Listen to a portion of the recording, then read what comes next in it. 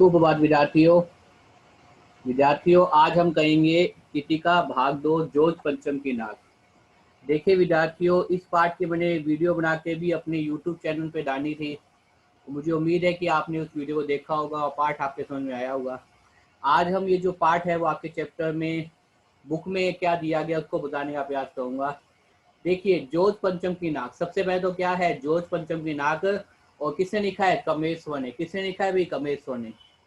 यह बात उस समय की है जब इंग्लैंड की रानी, कौन है भाई रानी? एलिजाबेथ द्वितीय में अपने पति के साथ हिंदुस्तान पधारने वाली थी। देखिए, ये जो पास शुरू होता है वो वहां से शुरू होता है जब इंग्लैंड की महारानी, कौन भाई? एलिजाबेथ द्वितीय मैं अपने मतलब मैं का मतलब के साथ अपने पति के साथ हिंदुस्तान पधारने वाली थी। अखबारों में उनकी क्या थी? चर्चाएं हो रही थी। क्या हुई थी? अखबारों में उनकी चर्चाएं हो रही थी। रोज नंदन के अखबारों में खबरें आ रही थी कि शाही दौरे के लिए कैसी कैसी तैयारियां हो रही है। रोज प्रत्येक दिन नंदन के अखबारों से खबरें आ रही थी कि शाही दौरे के लिए कैसी कैसी तैयारियां क्या भी हो रही है। रानी एलिजाबेथ का दर्जी पहचान था कि हिंदुस्तान, पाकिस्तान और नेपाल के दौरे पर रानी कब क्या पहनेगी। कौन भाई? जो रानी होती है, रानी का जो दर्जी था, दर्जी का मतलब ट्रेनर, जो दर्जी था वो इस चीज के लिए परेशान था भाई। वो परेशान था कि हिंदुस्तान, क्योंकि वो रानी थी तो एक साथ कई जगह जाएगी। कहाँ कहाँ जाएगी भाई? हिंदुस्तान जाएगी सबसे बाद पहले, उसके बाद कहाँ जाएगी? पाकिस्तान जाएगी, उसके बाद कहाँ जाएगी भाई? नेपाल जाएगी। इस प्रकार से वो तीनों जगह जाएगी। तो दर्जी परेशान था कि कब क्या पहनेगी, हिंदुस्तान में कौन सी ड्रेस पहनेगी, पाकिस्तान में कौन सी ड्रेस पहनेगी और नेपाल में कौन सी ड्रेस कब क्या पहनेगी।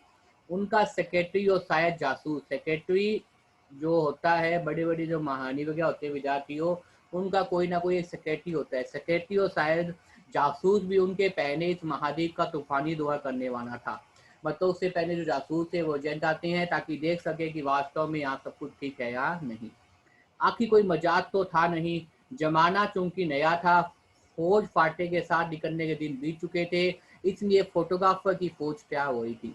मतलब जमाना नया का मतलब वो पहले वाली बातें रहेगी थी। जब पहले वाली बातों के अंदर जो आजा महाराजा आते थे, उससे पहले क्या आते थे भाई? उससे पहले उनकी जो है सारी फौजें आती थी, और फौजी के अंदर हाथी घोड़े वगैरह सैनिक वगैरह काफी ज्यादा होते थे।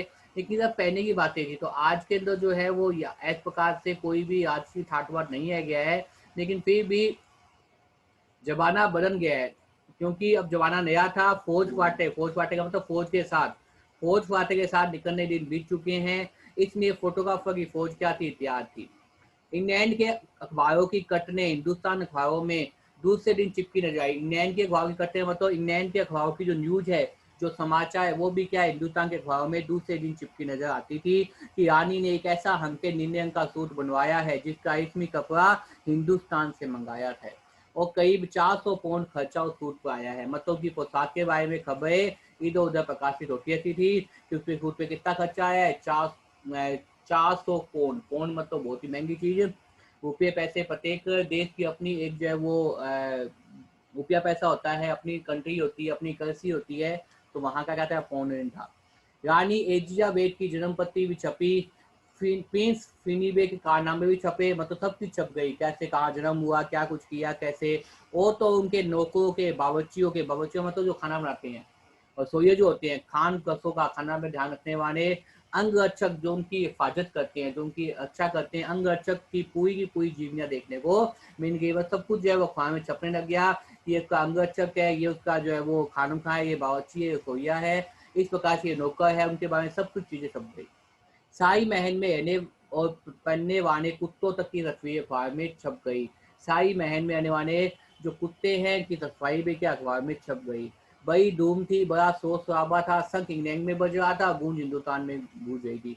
बहुत ही अच्छी लाइन जो लिखा है कि शंख कहाँ बज रहा था? शंख तो बज रहा था इंग्लैंड के अंदर, मतलब इंग्लैंड में जोश तो चाहिए हुई थी, लेकिन गूंज कहाँ सुनाई दे रही थी? गूंज सुनाई दे रही थी आपके सामने हिंदुस्तान में भी। हिंदुस्तान में क्यों सुनाई दे रही थी? क्योंकि कहीं ना कहीं इसका कमन कहाँ से था? हिंदुस्तान से था। इसलिए वहां जो भी हरकत होती थी उस पर जो है वो हिंदुस्तान भी नजर रखते हुए था। विद्यार्थियों आगे देखिए। इन खबरों से हिंदुस्तान की वे सनसनी फैल रही थी, राजधानी में तहलका मचा रही थी। रोज रानी के 5,000 रुपए का रेशमी सूट पहनकर पाटनम के हवाई अड्डे पर उठेगी। कब जो है वो उठेगी, उसके लिए कुछ तो होना ही चाहिए, कुछ क्या, कुछ बहुत कुछ होना चाहिए। ऐसी महानी जो वास्तव में भारतीय संस्कृति से प्रेम करना चाहती है, भारत के लोगों से मिलना चाहती है, तो वे अगर 5,000 रुपये का सूट पहन के आ रही है तो हमें भी कुछ ना कुछ करना चाहिए। जिसके बावर्ची पहने महायुद्ध में जान हथेली पर लेकर उठ गए, बावर्ची मतलब जो खाना बनाते थे, जिसके बावर्ची पहने जान हथेली में लेकर न चुके थे, उनकी शान शौकत के क्या कहने। और कहीं वही आनी दिल्ली आ गई है, वही आनी क्या कही भी दिल्ली आ गई है। तो मैं नई दिल्ली अपनी तरफ देखा और बेसका हो गया। बेसका मतलब यहाँ पे ये होता है कि इस प्रकार से जो है वो दिखाई देना प्रारंभ हो गया। नई दिल्ली ने अपनी तरफ से देखा और क्या हो गया भाई, नई दिल्ली ने अपनी तरफ से देखा और स्वाभाविक रूप से, बेसका मतलब क्या होता है भाई, स्वाभाविक रूप से क्या होता है, बेस का मतलब स्वाभाविक रूप से। तो इस प्रकार से आपने देखा कि आनी जो है वो आ गई थी इतने समय बाद, और स्वाभाविक रूप से क्या है भाई, बावर्ची के पहने महायुद्ध में जान ठहनी पर न चुके थे, उनकी शानों के क्या कहने, उनके शानों के बाद क्या कहा जाए। पहने महायुद्ध में जान ठहनी पर न चुके थे, उन्हीं शानों का क्या कहने। और वही आनी दिल्ली आ गई है। नई दिल्ली ने अपनी तरफ से देखा और बेसुका मतलब स्वाभाविक रूप से मुंह से निकल गया, वह आए हमारे घर, खुदा की अहमत है, वह आए हमारे घर, खुदा की अहमत है। कभी हम उनको, कभी अपने घर को देखते हैं, मतलब हम व्यवस्था देखते हैं कि व्यवस्था में कोई कमी तो नहीं आएगी। देखते देखते नई दिल्ली क्या होगी, काया पलट होने लग गई। मतलब नई दिल्ली में सफाई अभियान चालू हो गया, नई दिल्ली को सजाने का काम चालू हो गया, नई दिल्ली को अच्छा बनाने का काम चालू हो गया विद्यार्थियों। और करिश्मा तो यह था कि किसी ने किसी से नहीं कहा, किसी ने किसी को भी नहीं देखा।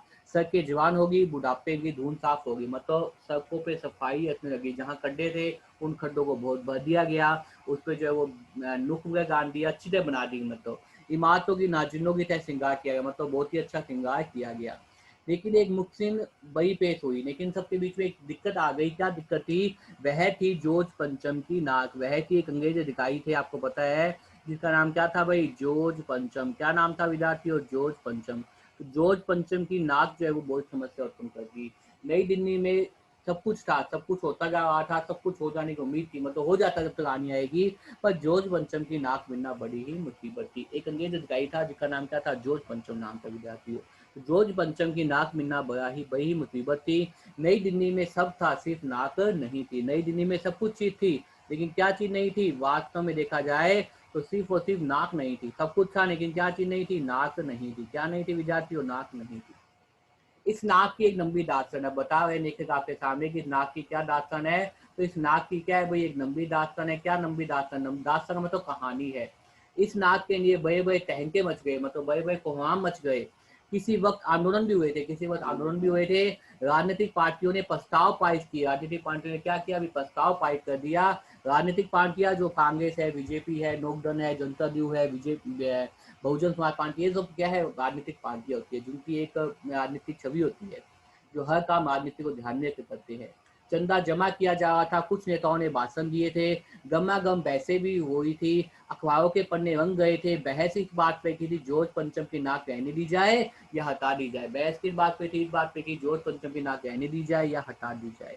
और जैसा कि हर राजनीतिक आंदोलन में होता है, कुछ पक्ष में थे, कुछ तो इस पक्ष में थे कि जॉर्ज पंचम की नाक को क्या रहने दिया जाए, और कुछ इस पक्ष में थे कि जॉर्ज पंचम की नाक को हटा दिया जाए। और ज्यादातर लोग खामोश थे, वो कुछ और नहीं बोल पाए थे। खामोश रहने वालों की ताकत दोनों तरफ थी, मतलब वो जब ये मत होता, जब ये विभाजन होता, दोनों तरफ क्या कर सकते थे, वो वोट कर सकते थे। कौन भाई, खामोश लोग, उनके समझ में नहीं आता कि क्या बोले, हाँ बोले ना बोले, इसलिए वो क्या थे, चुप थे। ये आंदोलन चल रहा था, जॉर्ज पंचम की नाक के लिए हथियार बंद पैदा त्याग कर दिए गए। वहां जॉर्ज पंचम की नाक के लिए क्या कहते हैं, हथियार बंद पैदा कर दिए।